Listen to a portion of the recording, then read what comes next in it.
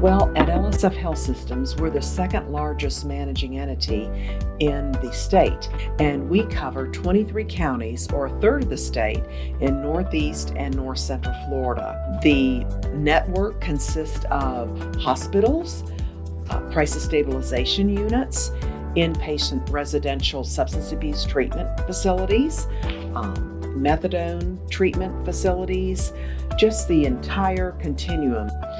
Here at LSF Health Systems, they quickly pivoted to telehealth. So access was available, their doors remained opened, and people had the luxury, frankly, of having their therapy sessions, their ability to talk to their psychiatrists right in the convenience of their home. It's been very important to keep our community abreast of what's going on. Many of our staff are saying that they'd actually prefer working from home. So it could be a new changes here at LSF Health Systems on what our daily work schedule looks like. We'll just have to see as things unfold. On a daily basis, I review critical incidents in our 23 counties of providers. So it's a safety and welfare sort of oversight role. And so we're doing a lot of suicide prevention work. It involves a lot of relationship building and teamwork and collaboration. Until the pandemic, a lot of it was done in person and a lot of email communications. By the time July and August came around, looking back at those months, I don't know if I would have slowed down if I'd have been doing my usual community engagement out there running around. But because I was at home, I feel kind of grateful. It gave me time to focus on myself. Truly, we had anxiety workbooks that we produced, got from other regions or ourselves, and we talked about it for our clients. But let me tell you, I wanted to remind everyone that they're for ourselves too, So the tools that we were giving to people with mental health conditions, they're really for us too.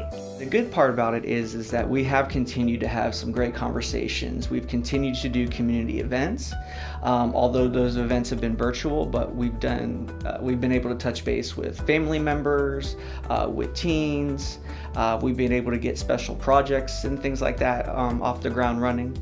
So yes, it was a little challenge at first. It took probably about 3 or 4 months to kind of get in a routine, but now it's been pretty good, and a lot of people are enjoying the format because it's a lot less windshield time, but people are still eager to get back and see each other one-on-one and things like that. Every time we have people come by, they're always very thankful. And I think we're doing everything that we can to keep a safe office. I know Dr. C and the leadership team has on a number of times had the office cleaned and sanitized. They've had the screening tools and protective equipment put in place.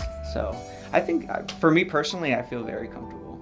And then also learning how to have discussions in a virtual format. It's different when you're in person and you can read body language and things like that. But some people have their cameras on, some people have their cameras off.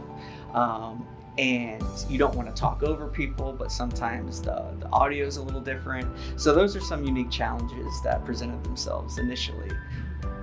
Comparative to later on, we've kind of figured out the kind of the standard flow of meetings and how to kind of conduct themselves and how to be professional. When life throws the world such a dramatic change, it's important to try to maintain routines as much as possible, both for adults and for children as well. One of our initiatives in regards to the Impact Grant is to really just help reduce the stigma of mental health. And one of the ways we want to do that is to create more communication opportunities, and one of those is a podcast. And so we've created a podcast studio to be able to record some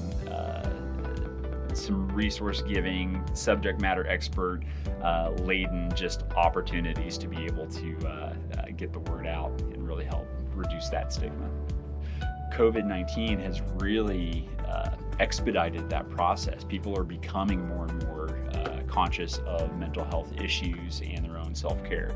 And so that has been the other side, that's the silver lining to this. And so it's been fantastic because our mental health is equally as important as our physical health.